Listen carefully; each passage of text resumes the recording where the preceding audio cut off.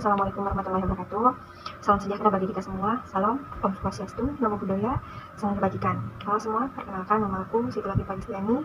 Di sini aku mau membahas mengenai moderasi agama dengan salah satu narasumber kita, walaupun berbeda dengan saya gitu, tapi kita tetap bareng-bareng, tetap bersama gitu. Mungkin buat mempersingkat waktu, kita mulai buat wawancara beliau ya. Halo, hai semuanya. Nama aku Angelika Diana Fabiani. Saat ini aku sedang studi di UPI dan aku beragama Kristen Protestan. Angel, mungkin di sini kita ngobrol sama Angel ya, membahas tentang moderasi agama. Saat ini kita juga sambil belajar satu sama lain. Mungkin pertama, kamu nanya sama nih, kamu tahu sih moderasi beragama itu apa? Ya, aku tahu itu cara pandang seseorang untuk terhadap suatu agama, untuk saling menghargai ataupun menghormati. Ya, so kurang lebih seperti itu. Tidak untuk menanamkan sikap toleransi, dan yang saya tahu juga moderasi agama itu adalah tidak terlalu ekstrim kanan dan kiri, kita tetap bersikap di tengah, saling menghormati, saling bisa menghormati dan menanamkan sikap toleransi lebih tinggi gitu kan. Mungkin langsung mau nanya nih, kamu pernah nggak sih kayak ngalamin situasi di mana kamu teh harus menghormati orang, terus yang berbeda nih sama kamu, dan gimana sih cara kamu buat kayak bersikap gitu? Lihat dari pengalaman aku gitu ya, dari TK, SD, SMP, SMA sampai kuliah juga di sekolah-sekolah negeri gitu kan. Jadi kan bisa, maksudnya enggak semuanya pasti bisa bergabung gitu di dalam satu sekolah ini. Jadi aku dari TK sampai sekarang sih untuk menanamkan saling menghormati dengan teman aku yang berbeda agama khususnya, ya aku menghormati mereka gitu. Saat misalnya kita kan di kampus nih, aku salah satu orang di kelas yang hanya orang Kristennya hanya aku gitu. Jadi aku sangat aku jadi kayak banyak belajar kan dari teman-teman aku yang lainnya, gimana mereka tuh biasanya aku jam-jam mereka untuk sholat ya, untuk sholat, waktunya sholat untuk melaksanakan ibadahnya gitu. Ya aku bisa, kadang aku juga membantu mereka dengan, kalau di kelas kan nunggu sholat, di kampus nunggu kelas yang lumayan lama, saatnya waktu istirahat dan sholat tuh ya aku biasanya menemani di musola di basement, atau enggak membawa barang-barang yang mungkin akan membuat mereka ribet gitu, untuk dari lantai 4 ke basement tuh kan lumayan ya bolak-balik. Mungkin aku bisa bantu bawa barang mereka. Jadi mau nanya nih, gimana sih cara kamu biasanya nih kamu kayak untuk menghindari dari mengenai isu-isu agama yang provokasi kan, kayak banyak banget yang setiap agama itu saling mereka ancaman agama itu dia bilang ini, gimana sih biar kamu nggak terbawa arus itu semua? Ya aku salah satu pengguna media sosial gitu ya. Terkadang ada aja yang opini-opini atau giringan-giringan orang, tulisan orang yang untuk membawa aku, misalkan kayak sebenarnya dia tuh menginginkan aku untuk ikutan terprovokasi gitu, tapi aku lebih ke membacanya saja, dan ya sebisa mungkin apalagi kalau udah membuat aku terganggu nih, misalkan seharusnya tuh gak boleh kayak gini, aku bisa blok akun itu gitu. Jadi kadang kan keganggu ya kita juga, aku lagi seneng-seneng buka sosmed, ada orang yang kayak out of nowhere dari mana gitu tiba-tiba datang bikin masalah, kayak apa banget gitu. Harusnya ya sebagai manusia ya beragama apalagi ya harusnya saling hormati aja sih gitu. Lanjut ya mengenai pertanyaan, kalau teman kamu di beda agama, terus kita kan ada hari-hari besar nih ya, misal aku tuh ada Idul Fitri, kamu mungkin kan Natal, ada nggak sih di agama kamu kayak pantangan untuk mengucapkan kayak kamu ngucapin ke aku satu Idul Fitri atau apa gitu kan di agama kamu, ya nggak boleh kah atau kamu boleh? Yang sejauh aku tahu gitu, kami itu tidak dilarangkan gitu ya, jadi sah-sah aja untuk mengucapkan untuk teman-teman aku yang berbeda agama, ya seperti selamat Lebaran, selamat Idul Fitri, semoga ya mengucapkan doa-doa yang baik gitu, semoga ringan dulu gampang seperti itu. Jadi kalau di agama sebenarnya tidak nggak ada larangan kayak ya mengucapkan, ya silakan saja mengucapkan ya.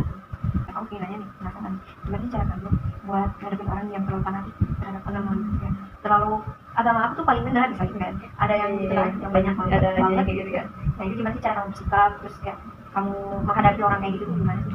Kalau misalkan terjadi di sekitar aku sih, kayaknya aku bakal kayak ngobrol dulu gak sih, kayak emang kenapa sih kamu di pendapat kamu emang begitu gimana. Jadi ya ditanya dulu emang kenapa, kalau emang alasan itu kayak lukuh gitu, kenapa emang gitu. Terus kadang ini juga sih bisa diberi bukan nasihat ya, udah gimana ya bahasanya, diberikan penjelasan gitu. Kalau setiap orang tuh ya memiliki pandangan masing-masing, punya kebaikannya masing-masing gitu. Jadi nggak harus diperdebatkan apapun di unggul-unggul gitu. Karena kan untuk agama masing-masing kan mungkin ya menurut aku agama aku tuh udah unggul juga, tapi untuk teman aku yang agama lain juga itu juga unggul. Jadi kayak kita tuh bisa sama rata gitu unggul, nggak harus saling menjatuhkan.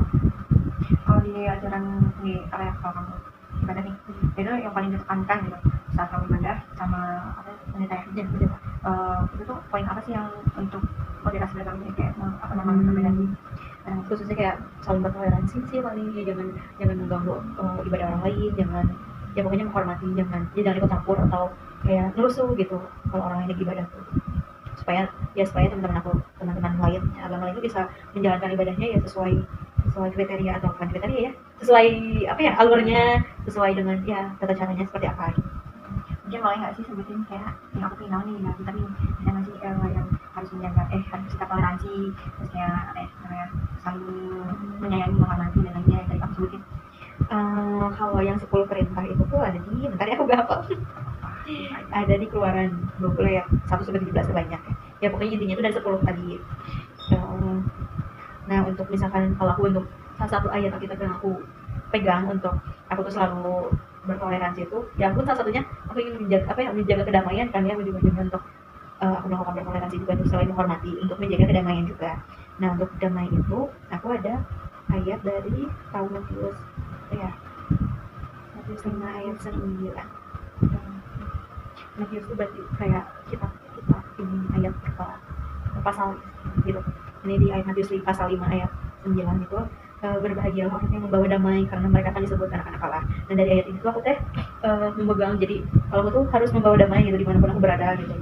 Ya walaupun dengan di sini kan disebutnya kan disebut anak-anak Allah ya karena aku mengimani agama ini ya aku ingin ya aku juga maksudnya sebagai manusia ingin disebut anak-anak Allah gitu ya aku sebisa mungkin membawa kedamaian dimanapun berada, makanya aku selalu menjaga sikap supaya aku terus mau bertoleransi dan juga menghargai teman-teman dengan agama lain gitu. Oke, berarti ya kurang lebih itu jelas agama mempunyai kesamaan ya sama yang terbaik pokoknya dia terbaik beragama. Mungkin terakhir nih aku mau nanya kayak di agama nih ada nggak sih kayak batasan-batasan buat kita tuh nggak boleh nih ngajakin orang buat ikut agama kita gitu kan kayak mendoktrin lah gitu kan. Nah ada nggak sih kayak nggak boleh melakukan itu karena sejauh yang kita tahu paksa aku juga dalam moderasi agama ini semua agama tuh termasuk aku Islam nama agama resmi lah itu tuh kita nggak boleh melakukan pendoktrinan terhadap suatu agama yang dimana kepada orang yang sudah memiliki agama ya seperti contohnya aku nggak boleh mendoktrin kamu untuk masuk Islam begitupun kamu gitu kan aku. Nah itu tuh ada kayak pasalnya yang mana itu nggak boleh kalau nah itu salah satunya buat menjaga sistem agama di Indonesia sekarang gitu. Nah mungkin kayak tuh tinggal nih di agama kamu jadi kita ada batasan nggak sih kayak berganti sama sama antar agama gini kayak nggak boleh ini misalnya gitu. Kayak nggak boleh ngikutin cara ibadah aku nggak apa-apa gitu. Ya, yang aku tahu tapi nggak based on Alkitab ya kayaknya sepertinya nggak yang tertulis dalam Alkitab itu. Untuk membatasi cara ibadah sih sepertinya nggak ada ya, tapi kan karena dia juga punya cara ibadah yang beda yang mungkin aku lebih menyimpulkan bahwa aku tuh ya aku juga punya gitu. Jadi setidaknya aku melakukan apa yang aku tahu dan apa yang diberitahukan tata cara ibadahnya gitu. Jadi nggak ada larangan untuk tidak mengikuti tata cara ibadah orang lain agama lain gitu. Doktrin ya. Untuk mendoktrin sejauh aku itu nggak ada juga ya aku menyimpulkan dari setiap aku ibadah ataupun apa itu ya jangan ya kan kita punya hak masing-masing juga gitu untuk beragama itu ya, jadi ya seenggaknya tuh nggak mengikut campur urusan agama lain dan juga tidak mengganggu gitu. Jadi ya secara langsung nggak boleh ya itu memaksa ya, nggak bisa memaksa harus ikut ibadah aku gitu.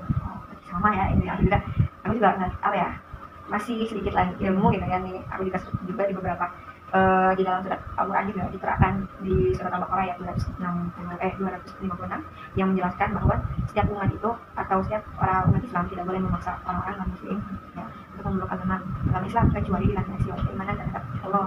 Itu berarti ya secara langsung ya benar ya nggak boleh ada maksa ya harus ketulusan dari hati seseorang dengan ini. Ada mau nanya aku gak? Oh ya, mau cerita aja dulu sih sharing. Aku juga kalau untuk mau masuk dalam agama aku juga kan ada tata caranya juga gitu, nggak langsung aku ajak untuk jadi agama aku gitu, nggak langsung gitu. Kalau di kamu tuh ada kalau di aku mungkin ada di khususnya gereja aku ada katekisasi, jadi kayak ya jadi ada masa pembelajaran tentang Alkitab khususnya tentang Alkitab sih. Jadi kita tuh harus dibaptiskan, kita juga ada baptis. Itu tuh apa ya? Aku nanya prosesnya itu sama kayak berbarengan dengan pembaptisan ataukah kita tuh harus belajar dulu baru dibaptis? Itu sistemnya. Ya aku belajar dulu. Tapi rata-rata yang aku tahu tuh harus belajar dulu. Biasanya ada yang 9 bulan ataupun 1 tahun. Yang maunya setiap minggu tuh kita tuh belajar tentang Alkitab, tentang kehidupan orang Kristen itu seperti apa gitu. Ya baru dibaptis dan bisa disebut sebagai jemaat gereja tersebut dan juga Kristen, dan baptis ini tuh salah satu macam satu cara untuk kita tuh lahir baru gitu dari aku. Lahir baru tuh berarti aku nih menanggung dosa sendiri, udah menanggung dosa sendiri gitu selanjutnya gitu. Bukan tanggung lagi. Mau nanya lagi aku boleh nggak? Ini agak ingin ngobrol aja gitu ya. Sebenarnya ini agak yang mungkin nggak tahu ya aku ini masih moderasi beragama atau enggak, tapi yang mungkin sama-sama belajar kan mungkin. Aku mungkin nanya nih, kayak kalau aku kan ibadah nih kan 5 waktu kan dari subuh sampai maghrib sampai isya tuh ada kan. Nah, kalau di kamu tuh ibadah teh apa ya? Kayak apakah hanya di hari minggu ya? Minggu aja atau kan di hari-hari biasa kayak setiap waktunya sama kayak apa sih? Ya kalau yang khusus dalam Alkitab kan ada, jadi nggak boleh pada hari ke-7 tuh kita harus beristirahat mengikuti 7 hari Tuhan menciptakan langit dan bumi dan segala isinya. Nah hari ke-7 tuh kita nggak boleh bekerja, kita nggak boleh ngelakuin apapun kecuali untuk Tuhan. Ya itu salah satu menurut aku yang wajib tuh untuk beribadah di hari Minggu. Namun ya aku setelah mengikuti banyak kelas di gereja aku, ya aku tuh bisa saja belajar dibilang ibadah juga ibadah sebenarnya. Jadi ya bisa belajar tentang agama itu di hari apapun, dan setiap hari juga kan kita harus berdoa gitu. Pada saat teduh nanti biasanya itu saat teduh itu pagi-pagi sih aku. Jadi saat teduh teh aku membaca Alkitab, berdoa dan juga ya merenungkan deh dari bacaan Alkitab aku tuh seperti apa gitu. Membaca secara tidak langsung ya. Kalau di itu kan zikir mungkin ya, zikir pagi kalau di Islam tuh ada kayak dimana kalau tadi kan kamu di pagi hari tuh kayak baca Alkitab, masuk teduh kan. Kalau di Islam tuh kayak lebih kayak zikir sama sore tuh. Di Islam tuh zikir sore sama pagi gitu. Kalau misalnya gini kan setiap agama pasti kalau nggak ibadah dosa gitu kan. Iya betul ya. betul. Nah apa ya di agama kamu nih ya, kamu pengen tahu ada apakah kayak apa ya, dosa yang benar-benar tidak bisa diampuni? Ada aku sambil cari boleh. Soalnya aku pernah dengar tapi aku lupa gitu. Soalnya kan apa tuh kalau di Islam tuh ada beberapa dosa yang nggak boleh nggak diampuni, seperti syirik kan, itu tuh nggak boleh nih. Syirik tuh syirik. Syirik baik syirik kepada manusia atau enggak ke kayak patung itu nggak boleh nih percaya. Terus kayak ke orang-orang pintar gitu tuh nggak boleh kayak gitu. Terus atau lagi yang bisa dikatakan dengan mungkin taulah murtad ya, dengar kan soal murtad itu yang dimana ya itu mah kan murtad mah keluar dari agama Islam, yang dimana ya nggak tahu lah itu kenapa orang bisa kayak gitu. Nah gitu, jadi itu salah satu apa ya, dosa yang besar mungkin ya. Kalau dari Allah Subhanahu Wa Taala nya ya saya tahu tetap memaafkan sebesar apapun itu dosa, saya itu maaf gitu selama dia masih ingin kembali dan itu harus mungkin sama juga ya sih. Aku juga banyak mendengar khotbah seperti itu. Coba aku juga kayak aku sedang belajar agama ya, di aku tuh ada namanya pendalaman Alkitab. Nah itu biasanya masih remaja-remaja, dan aku tuh ada 3 tahap buku. Nah pendeta aku tuh kan sifatnya seperti saat ini ya, baca fokus terhadap pematerian, tapi kita juga sharing bagaimana pendapat aku tentang materi hari itu gitu. Hanya aku dan dosa yang tidak diampuni ya. Nah di Matius 12 ayat 31 ini tertulis, sebab itu aku berkata kepadamu, aku itu Tuhan, segala dosa dan hujat manusia akan diampuni, tetapi hujat terhadap Roh Kudus tidak akan diampuni. Ya, yang aku tahu juga hujat Roh Kudus tuh tidak akan diampuni gitu. Roh Kudus tuh Roh Kudus kan dia aku tuh punya Tritunggal, punya Tritunggal, aku pernah dengar Tritunggal, tapi aku nggak tahu ada Allah, Bapa dan Roh Kudus. Allah, Anak, Bapa, Anak dan Roh Kudus. Maaf. Ya aku juga sebenarnya lebih ini juga topik yang sulit dijelaskan oleh orang Kristen sendiri gitu.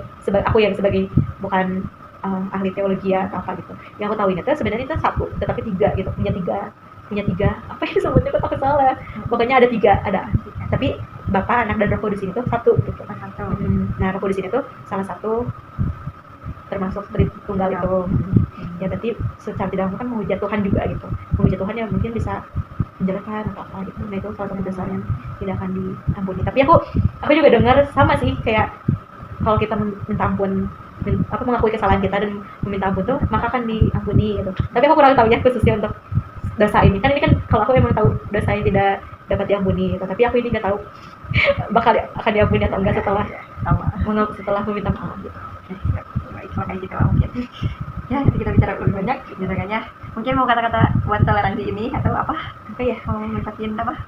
lebih ke mari kita tuh jaga apa ya, jaga